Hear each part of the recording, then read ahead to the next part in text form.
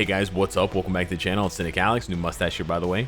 And today I want to talk about something that was recently data mined with the last update, the latest update, Dawn of X, that came out. There's some code in the game that suggests changes coming to skill preview, and it actually has bigger implications for other game modes.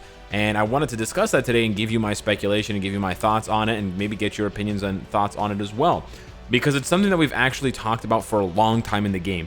What if this skill preview was more than just literally a preview? Because all it does is it shows you, it shows you some decent information. It shows you whether the skill has an iframe or not. It shows you the full animation of the skill, and it also shows you if the skill has an ability where you can move around. So for example, with Gambit's skill, you can see if it's a V-pad skill. And it also shows you how many hits the skill has, and it shows you what buffs and debuffs the skill applies. So there is actually already a lot of information in the skill preview, and you can also, skill preview literally every single character, including ones that aren't even in the game yet, well, aren't unlockable yet. But the problem with skill preview, or the one thing that we've always wanted from skill preview, and when I say we, I'm speaking generally for the player base, but I'm pretty sure I've heard this suggestion a million times, is damage numbers and data. Right, actual data to know, is this really the optimal skill rotation for this character? That's one of the biggest things that we've always wanted from skill preview, but we've never had. So you always have to queue up and go into World Boss or Shadowland or another game mode to see how much damage you're doing, and even then you're not really sure, because the bosses have different rule sets and different defenses, whether it's energy or physical defense, and different effects have different applications. Like all defense down works in some game modes and doesn't work in other game modes. So there's a lot of variables that the player is responsible for keeping track of, and it's just kind of like there's just too much information that's thrown at us, and we don't have enough to have anything to do with. It's great for content creators because we can do the testing for you and show you, but if you just want to go in and mess around yourself, you don't really have a choice, right? And I think the rotation one is actually probably one of the most underrated aspects of it. It's like, you know what, is this really the best rotation for Rogue? I have no idea of knowing. I know that I did 71 hits on like 1.5 targets, but I don't know how much damage I did. So check this out. This was data mined by Muffles, who is the Reddit owner. It's aka Pink Chode. And they data mined a bunch of string data, apparently. I don't know how data mining works, but they found all of this text. Now this text here at the beginning, up until hit, this is all text that we've seen in the current skill preview. You've got AI on, AI off, turning the AI on and off to test out, the counter skills up here, right? AI on versus AI off. You have the change button, and you have the restart button, and the default and uniformed buttons when you hit change to choose between these two fields here for characters. But then you have a bunch of additional strings of data that we've never seen before, or at least on our end aren't available. Measure DPS. DPS measuring settings, which character stats to use, individual stats or fixed stats. And then you have a string here, DPS can be measured with your character stats. And then they give examples, comic card, ISO 8, active skills, etc.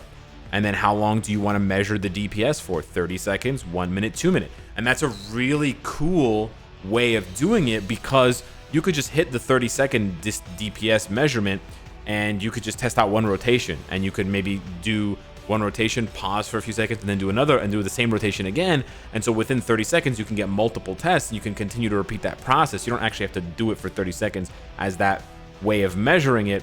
Now, of course, all of this is, a huge asterisk. There's no proof that this is actually going to be coming to the game. This very well could be, just put in by the devs for another reason.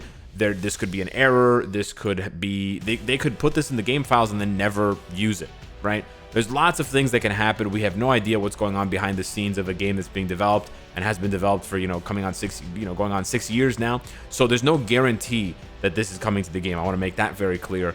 But I'm going to be speculating on how awesome this could be and what it could mean for other game modes if we were to get this in the game, because I do think this is really cool, and I do think that we could have a lot of fun with this, despite the fact that it actually provides no rewards, right? It's purely an informational thing. Again, I might be overstating, I might be overhyping. I love, as much as I suck at math, I love numbers, and I love testing out characters and all this stuff. It's kind of obvious. I have a YouTube channel basically around playing with all these Marvel characters. Maybe not that many people would enjoy it. On Reddit at least, there's 163 upvotes, including mine, but Reddit has a skewed perspective in terms of like people who want more information in general go on Reddit because it's a community forum to disseminate ideas. So, you know, maybe all of the number nerds are here anyways, and this is the total number of players that care, right? I don't know.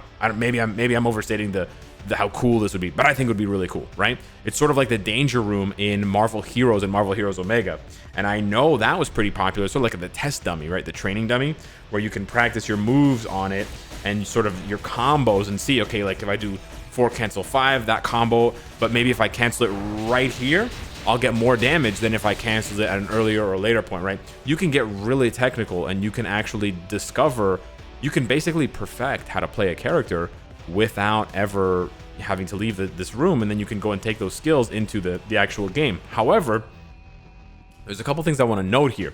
If you read towards the bottom of the string, it says, this is the most important one here, I think, the most polarizing one, cannot select individual stats with a character you don't own. So I'm not sure if that means you won't be able to see your stats with the character you don't own, i.e. your comic cards, your ISO set, right? Because it might be hard for the game to imagine an ISO set and imagine, you know, a build, Uru, etc. for a character that you don't own, right? Whereas right now I can play with this here, I can do this here because it doesn't matter, it's not showing me any numbers. But maybe the game just can't do the math live, assuming I have this uniform, assuming the rest of my build, right? Sort of layering on actual data, i.e. my X23 build that has the X-Force uniform, right? This one right here, Laura. Layering that with the theoretical data of a uniform that I don't yet own, and how it would be ranked up or not ranked up, etc. The other idea is that if I'm reading it differently, you may not be able to do the skill preview or the DPS preview at all with a character you don't own. So there's a layer, in my opinion, or there's a possibility of monetization, right? So if you want just the regular skill preview like this, you can get it. But if you want the more complex skill preview with the DPS check and all the stuff, then you have to actually own the character. Maybe you'll still be able to test it with a character that you don't own, but you'll only be able to use fixed stats instead of individual stats. That's fine too, as long as the fixed stats have a few different options, right? Like you can choose really beginner cards, or sort of mid-level cards, or like really stacked crafted cards. We'll have to see how it works. Again, there's a lot of details we don't know. I'm looking at this on a very shallow level, but I think it poses a pretty cool opportunity for the game, and I honestly think that it's pretty fun and it's pretty dope. But on top of being fun and dope and cool and etc. and big numbers, right? I mean, you could literally, I would love to see posts on Reddit, on Twitter, etc. of people like, yo, I was playing around in skill preview with the DPS check, and I hit a billion DPS. Or I hit whatever, I hit 1 million DPS, I hit 2 million DPS. We could even have a competition, right? Whoever can hit the most DPS in 1 minute, or whatever it was, 30 seconds, 1 minute, 2 minutes, right? At the different levels. They could even have in-game competitions. The devs themselves, right? The people that make Marvel Future Fight could have a competition. So hey, we're gonna be releasing this new character. They could do it every month. Well, you know, for the new update, for the new Thor, Herald Thor update, we're releasing these new uniforms for Thor and Loki.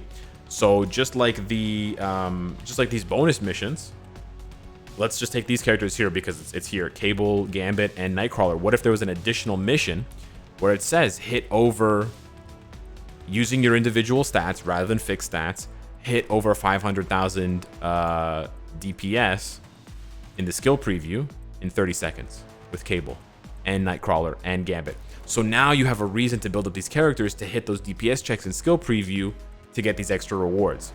It's a fun little way of integrating the stuff, the content that they have there with actual rewards and actual sort of character building.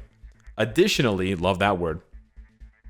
In my opinion, the enhancing of skill preview, sort of building up skill preview to be a more robust piece of, it is a piece of content, right? With actual data and numbers behind it, in my opinion, draws a question mark of like, what are you guys gonna do? Or like, what is the, congratulations, by the way, what is the future of World Event? Because in my opinion, World Event, besides the small rewards that you get, the agent tokens and the agent kits, and there's a little bit of other stuff, I can't remember exactly what you get. But anyways, besides those small rewards, what is the point? Like, what is the broader idea of World Event, right? You are using a character. Everyone gets access to the character, whether you own the character or not. Sounds a lot like skill preview, right? And then you play with the character, and it uses fixed stats, regardless of your build. See what I'm saying?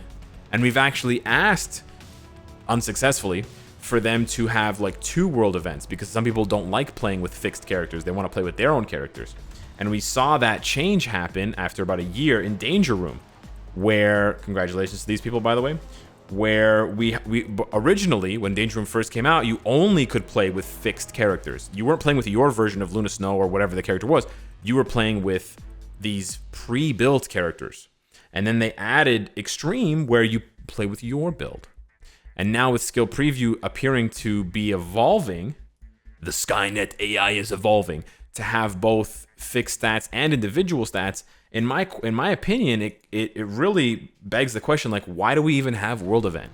If I can go ahead in Skill Preview and I can play around with characters and I can figure out their optimal rotation, and I can figure out how to play them, and I can see DPS checks for 30 seconds, 1 minute, 2 minutes, World Event takes what, 3 minutes?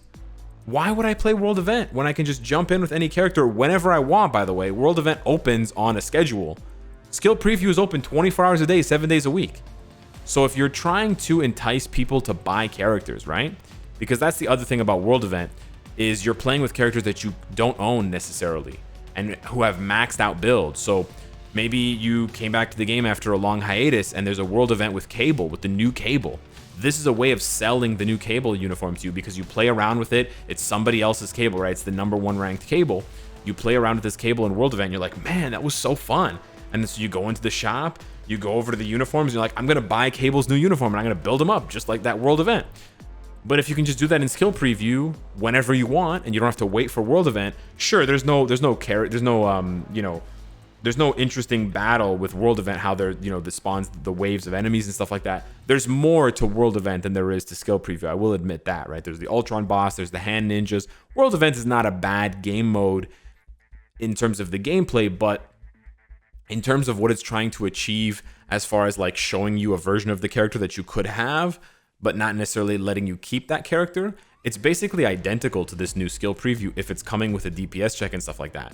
So I could really see, I'm not saying, again, I have no idea what's going to happen, right? This is purely my own speculation, but I could see them getting rid of World Event, trying to trim the fat on some of these game modes in Marvel Future Fight that have a low engagement rate. I don't think very many players play World Event anymore, to be honest. I know there's still players who play it and score really well, and they're very talented, and there's some competition there. I'm not doubting that, but I'm talking about the entire player base, right?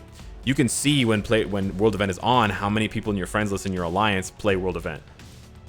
So next time it's on, wait until the last 5 minutes, right? So 55 minutes have elapsed in World Event, and check how many people have played it from your friends list and from your alliance. I'm pretty sure it's going to be like less than a dozen people, right? You can have 40 people in your alliance, 50 people on your friends list, so it's almost 100 people, so like less than 10% of the total player population.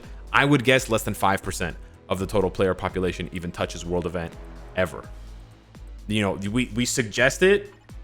I definitely suggest it on a progression guide for the agent level, but that's it. Once you get enough agent level and you really can stop at 110, because that's when the rewards really stop for dimension missions. What's really the incentive? I honestly stopped playing World Event like 6 months ago, so I could definitely see them getting rid of World Event, putting the rewards somewhere else, right? Putting the rewards for World Event, those agent tokens, and the boxes that have the kits inside, putting them in Giant Boss Raid, or putting them in Timeline Battle, or Alliance Conquest, something like that. Putting them somewhere else, and just folding that game mode in place of the new Skill Preview. They might not. I don't know how much effort and time went into World Event. Maybe it's a more popular game mode. Maybe I'm completely wrong. That's definitely a possibility, but that's another topic for a video that I've been considering lately. Is there seems to be too much to do in Marvel Future Fight in a day if you want to complete all of the content, and there's basically 2 ways that it can go. There is the one line of thinking that is the devs want there to be too much to do so that it appeals to all different types of players, and that's definitely one way of conducting your game and conducting a live service, having more content than any one individual can complete in 24 hours, but there's something for everyone. That's a great way. I'm not saying that's a bad way, but there is another way of doing it, which is as you introduce new content and the game becomes sort of it grows beyond the scope of a 24-hour period, even for like hardcore players who play a mobile game for like 8+ hours a day. You see through data and analytics which game modes are more popular, which game modes are more monetizable. I don't really think World Event makes much money for them. So maybe they're looking at this data and they're saying, you know what, we're not making much money from this game mode. We're not making much money from that game mode. Why don't we, I didn't mean to say giant boss raid, but why don't we sort of collapse these game modes into another game mode or into a brand new game mode and see if that can work? That's exactly what they did a year and a half ago or whatever, 2 years ago with Dimension missions. Dimension missions used to be daily missions, special missions, and Villain Siege. And they collapsed all that stuff, boom, into this one sweet package. And they did a fantastic job with this. So maybe it's coming, who knows? Just my speculation. But yeah, hit me up in the comments down below. Thank you to Muffles for the data mine. Appreciate the information. We'll have to wait and see if we're gonna be getting this as actual content, but I'd be pretty excited. I would definitely spend hours just goofing around in the DPS room, trying to find different numbers, trying to get 69,000, 6,969 or whatever for a character in the DPS measure in 30 seconds or a minute or whatever. But yeah, anyways, hit me up in the comments down below. Let me know what you think. Thank you so much for watching, and I'll see you in the next one. Take care.